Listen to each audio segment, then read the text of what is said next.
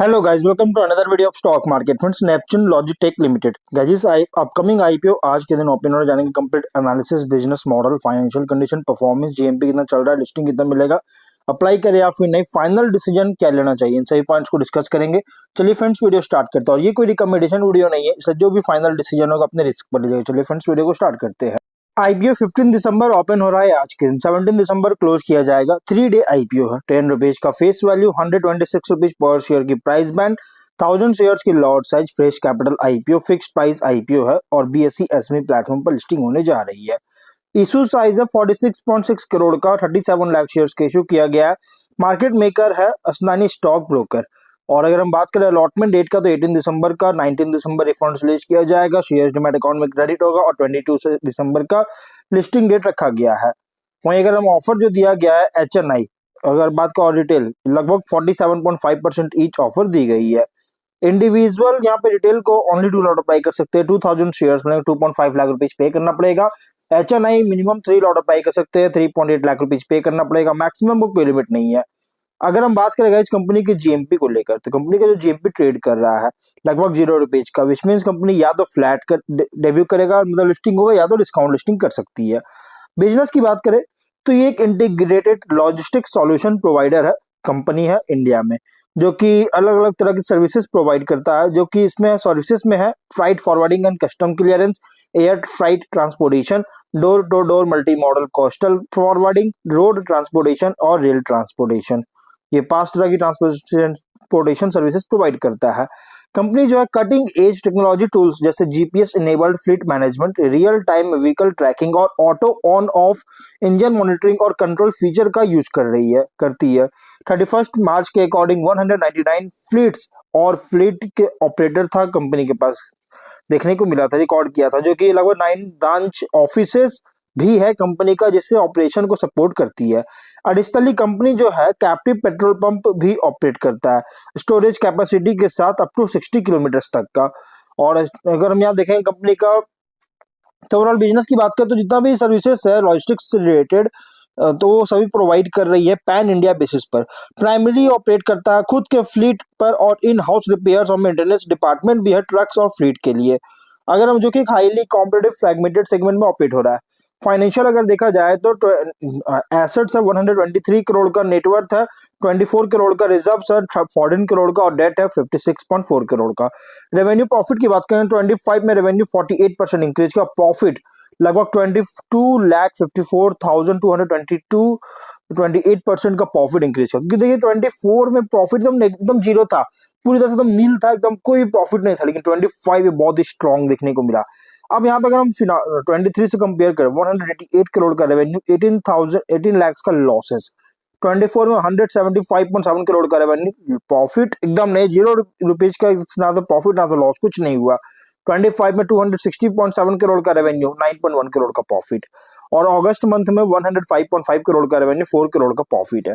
तो फाइनेंशियल अगर देखिएगा ना, तो यहाँ पे इनकंसिस्टेंसी देखने को मिला टॉप एंड बॉटम लाइन में, क्योंकि 24 में डाउनफॉल देखने को मिल रही है, चाहे रेवेन्यू हो या प्रॉफिट। लेकिन 25 में जो बॉटम लाइन है क्वांटम जंप हुआ, बहुत ही शानदार स्ट्रॉन्ग जंप किया, मतलब कि अनएक्सपेक्टेड जंप किया, जो कि सिर्फ डाउट ही क्रिएट नहीं कर रहा है, बल्कि इसके सस्टेनेबिलिटी को लेकर कंसर्न रेज कर रहा है, क्योंकि एक हाईली कॉम्पिटिटिव फ्रैगमेंटेड सेगमेंट में ऑपरेट हो रहा है।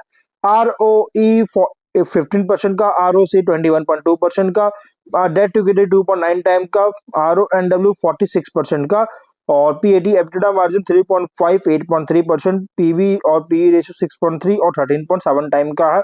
प्रोमोटर की बात करें मिस्टर अंकित देवीदास शाह, मिसेस रीमा अंकित शाह इसके promoter, pre issue holding 100%, post issue 73% holding देखने को मिल जाएगा।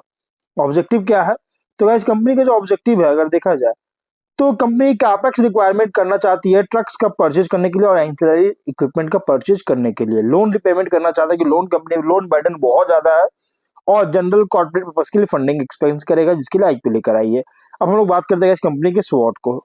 तो कंपनी का जो स्वॉट है अगर देखा जाए, तो इसमें स्ट्रेंथ अगर देखिएगा ना, तो logistics and supply chain solutions space में ऑपरेट करता है, जो कि इंटीग्रेटेड सर्विसेज जैसे transportation, warehousing, freight for handling और अलाइड लॉजिस्टिक सपोर्ट प्रोवाइड कर रही है, जिससे end to end capability client के लिए ऑफर करता है। एसेट प्लस सर्विस मॉडल है, जो कि ओन्ड और लीज्ड इंफ्रास्ट्रक्चर्स के साथ और नो हाउ इनेबल बेटर मतलब ऑपरेशनल जो है नो हाउ है नो हाउ है जिससे इनेबल कर रहा है बेटर कंट्रोल को लेकर डिलीवरी टाइमलाइंस और सर्विस क्वालिटी के ऊपर। और फिनेंशियल परफॉर्मेंस भी जो रिसेंट पीरियड्स में इंप्रूव होता हुआ नजर आ रहा है, इंडिकेट कर रहा है ऑपरेशंस के स्केल में इंक्रीज होता हुआ, और कॉस्ट मैनेजमेंट को बेटर कर रहा है, वॉल्यूम इंक्रीज हो रहा है इसकी वजह से इंडिकेट कर रहा है। और ये कंपनी जो है मल्टीपल इंडस्ट्रीज में ऑपरेट करता है, प्रेजेंस है जैसे manufacturing, FMCG, infrastructure and trading, जिससे डिपेंडेंस जो है सिंगल क्लाइंट सेगमेंट पर रिड्यूस होता है।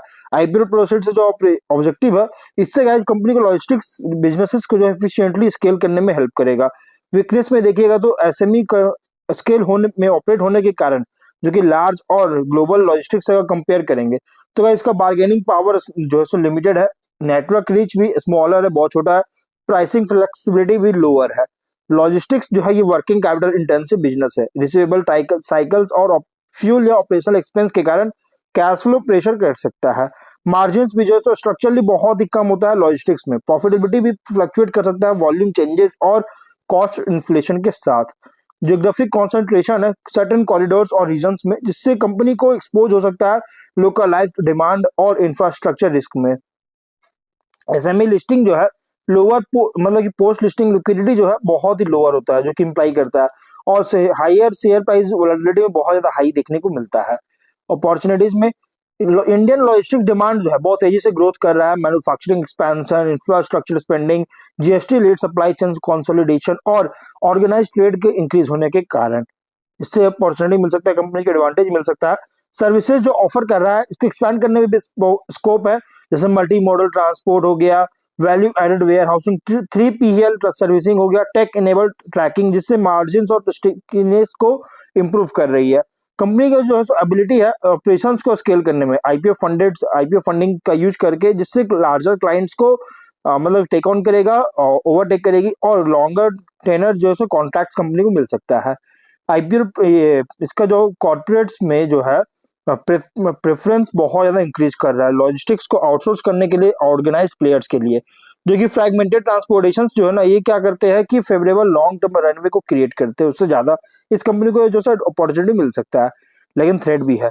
Fuel price, labour availability, regulatory changes में हाई सेंसिटिविटी होता है, कॉस्ट स्पाइक के कारण मार्जिन को इरोड कर सकता है, क्विकली इरोड कर सकता है। इंटेंस कंपटीशन में लार्ज इंटीग्रेटेड लॉजिस्टिक्स कंपनीज और न्यूमरस और अनऑर्गेनाइज्ड ट्रांसपोर्टर से, जिससे प्राइसिंग पावर को लिमिट कर सकती है।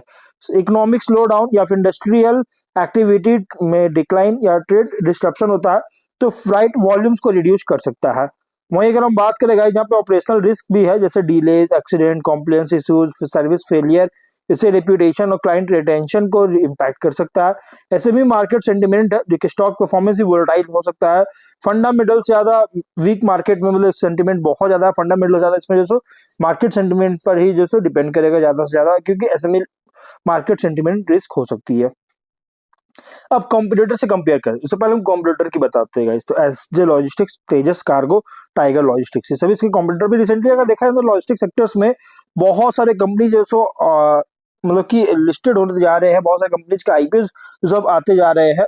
अब बात करते हैं इसमें, यहाँ पे अगर लार्ज कंपनी से कंपेयर करें जो कि लिस्टेड है, अगर उससे कंपेयर करें तो इसका जो कंपनी है ये स्मॉल है, लेकिन फोकस है ऑपरेटर, जो फोकस किया जा रहा है ऑपरेटर पर फोकस किया जा रहा है, जो कि फ्लेक्सिबिलिटी, कस्टमाइजेशन ऑफर करती है, लेकिन स्किल एडवांटेज का कमी देखने को मिल रहा है। अनऑर्गेनाइज्ड ट्रांसपोर्टर्स अगर इस रेटिव में अगर देखा जाए, इसे रेटिव अगर देखा जाए तो guys structured operations, integrated services और कॉम्प्लायंस से बेनिफिट तो मिल रहा है, जो कि मिड टू लार्ज क्लाइंट्स को अट्रैक्ट कर सकता है। इन्वेस्टर्स के लिए आईपीओ जो है रिप्रेजेंट करता है moderate to high risk logistics play, और डिमांड भी जो है अपसाइड भी जो है डिपेंड करता है एग्जीक्यूशन, वॉल्यूम ग्रोथ और कॉस्ट कंट्रोल पर, लेकिन डाउनसाइड रिस्क भी है थिन मार्जिन और सेक्टर साइक्लिकलिटी से, जो सो इसमें मार्जिन भी बहुत ज्यादा थिन होता हुआ नजर आ सकता है। जीएमपी ₹0 का, विच मींस कंपनी या तो फ्लैट या तो डिस्काउंट लिस्टिंग कर सकता है। देखिए आईपीओ जो बहुत रिस्की आईपीओ है, क्योंकि प्राइस में बहुत एग्रेसिव रखा गया है, इसलिए जो भी फाइनल डिसीजन लीजिएगा अपने रिस्क पर लीजिएगा। ये कोई रिकमेंडेशन वीडियो नहीं है, तो मिलते हैं नेक्स्ट वीडियो में, बाय।